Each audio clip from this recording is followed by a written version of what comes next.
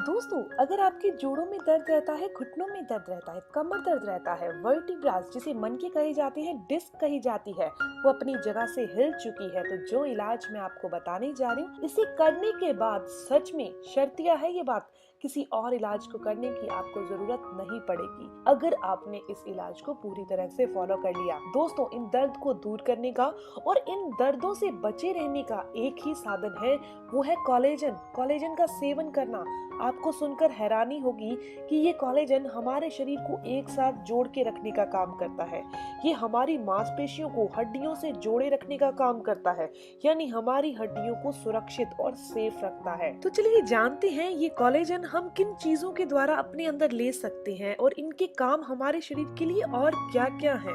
हमारी हड्डियों और मांसपेशियों को शक्ति प्रदान करता है ये कोलेजन। अगर हमारे शरीर में इस कोलेजन की कमी आ जाए तो गठिया रोग हो जाता है, जिसे अर्थराइटिस कहा जाता है, क्योंकि इसके बाद मांसपेशियां और जोड़ आपस में थोड़े गैप पर हो जाते हैं, जिसके कारण हड्डियां कमजोर पड़ने लगती हैं। दोस्तों, ये कोलेजन हमारे जॉइंट्स में एक स्ट्रेस होता है ना, जो उसको दूर करने का काम करता है। दोस्तों, हमारे दो जोड़ों या हमारे दो घुटनों के बीच में मेनिस्कस टियर होता है, जिसे कार्टिलेज कहा जाता है। इसे बनाने का काम भी कोलेजन ही करता है।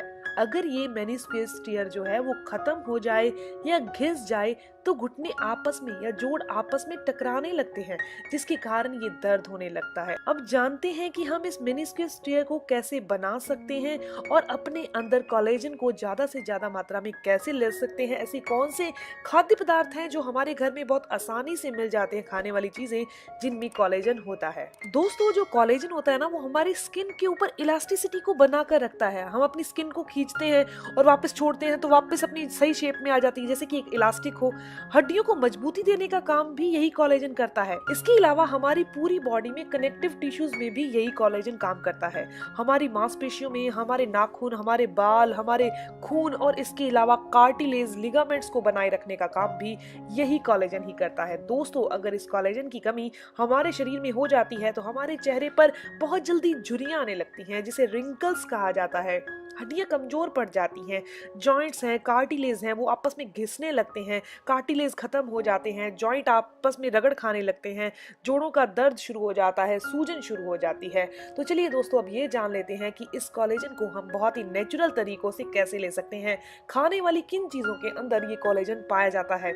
दोस्तों, सबसे पहली चीज जो हमारे किचन में बहुत आसानी से मिल जाती है वो है गार्लिक, यानी कि लहसुन। लहसुन के अंदर 33 तरह के सल्फर्स होते हैं जो कि कोलेजन को बनाने का काम करते हैं। अगर आप रोजाना 2 कली लहसुन खाते हैं, अब गर्मियां चल रही हैं तो जिनके शरीर का नेचर पित्त प्रकृति का है तो वो 2 कली लहसुन रात को पानी में भिगो दें और सुबह आपने इस लहसुन को भी खा लेना है और इसका पानी भी पी लेना है। ऐसा करने से पित्त प्रकृति होने के बाद भी आपको इसके नुकसान नहीं होंगे। इसके अलावा दूसरी चीज जो हमारे किचन में मिल जाती है और एक सब्जी के रूप में मिलती है वो है कैप्सिकम, जिसे शिमला मिर्च कहा जाता है।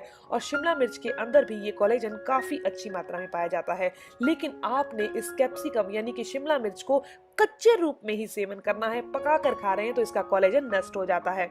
इसके अलावा दोस्तों, टमाटर के अंदर भी कोलेजन होता है, लेकिन अगर आप इसे कच्चे रूप में खाते हैं और इसके बीज निकाल कर खाते हैं, दोस्तों बीज नहीं खाने, इसका सिर्फ बाहर वाला खाना है। आप अगर 4 टमाटर रोज सैलेड के तौर पर खा रहे हैं तो कोलेजन आपकी बॉडी में बनने लगेगा, आपकी हड्डियां मजबूत हो जाएंगी, लिगामेंट्स मजबूत हो जाएंगे, आपकी हड्डियां और मांसपेशियां आपस में जुड़ी रहेंगी, जिसके कारण हड्डियां हमेशा सुरक्षित रहेंगी। आपको हड्डियों का दर्द, जोड़ों का दर्द कभी नहीं सताएगा।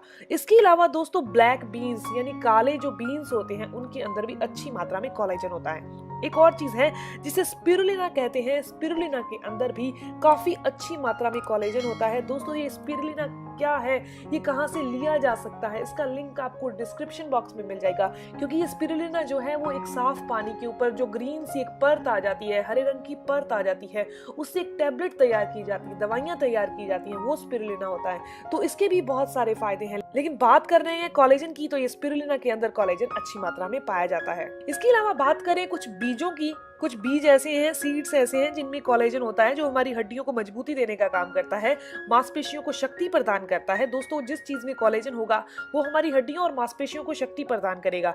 तो कद्दू के बीजों के अंदर कोलेजन होता है और तिल के बीजों के अंदर, स्पेशली सफेद तिलों के अंदर भी अच्छी मात्रा में कोलेजन होता है। और जो नॉन वेजिटेरियन है और एग वगैरह खा लेते हैं तो एग के अंदर अच्छी मात्रा में कोलेजन होता है, लेकिन एग का जो छिलका होता है उसके जस्ट नीचे एक पतली सी परत होती है स्किन टाइप की, सिर्फ कोलेजन उसी के अंदर होता है। ना तो व्हाइट वाली के अंदर होता है ना एग के अंदर होता है जो आप नेचुरली खाते हो, लेकिन उसकी जो पतली सी स्किन होती है उसके अंदर ही कोलेजन होता है। दोस्तों ये जानकारी यहीं तक थी। अगर आपकी हड्डियों में दर्द है, मांसपेशियों में दर्द है, जॉइंट पेन की समस्या है, तो आज से ही आप अपनी डाइट के अंदर गार्लिक, लहसुन का सेवन शुरू कर दीजिए, वो भी कच्ची का। टमाटर शुरू कर दीजिए, वो भी कच्चे, दोपहर के टाइम खाने। इसके अलावा शिमला मिर्च कच्ची खानी शुरू कर दीजिए, आपको ये दर्द कभी नहीं सताएंगे। दोस्तों ये जानकारी, ये इन्फॉर्मेशन यहीं तक थी।